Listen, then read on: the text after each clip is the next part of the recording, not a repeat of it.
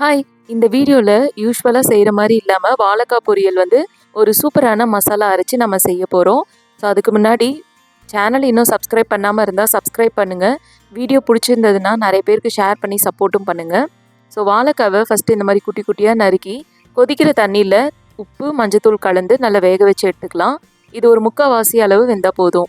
ஒரு பேன்ல 2 spoon oil சேர்த்து, ஒரு 7, 8 சின்ன வெங்காயம், 2 பல் பூண்டு இத நல்ல கண்ணாடி மாரி ஆனதும் 1/2 கப் அளவு துருவுன தேங்காவ சேர்த்து நல்லா ப்ரௌன் ஆகுற வரையும் வறுத்து எடுத்துக்கலாம். இது கூடவே கொஞ்சம் மிளகாத்தூளும் சேர்த்து நல்லா கலந்துக்கோங்க. ஸோ இது நல்லா ஆற வச்சு அரைச்சு இந்த மசாலாவ தான் நம்ம சேர்க்க போறோம்.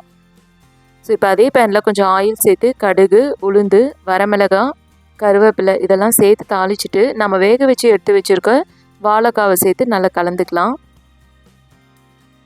வாழைக்காய் ரொம்ப கொல கொலன்னு வேக வைக்காம 3/4 வந்த அப்புறம் எடுத்துருங்க. ஸோ இது நல்லா கலந்துட்டு இது கூட நம்ம அரைச்சி வச்சுருக்க மசாலாவை ஆட் பண்ணிக்கலாம். உப்பு வந்து நீங்கள் டேஸ்ட் பார்த்து வேணுன்ற அளவு சேர்த்துக்கோங்க.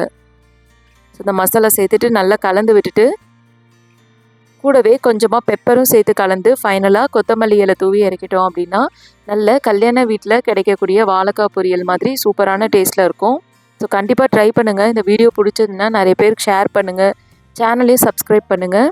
இதே மாதிரி இன்னும் நிறைய வீடியோஸில் பார்க்கலாம். பாய்.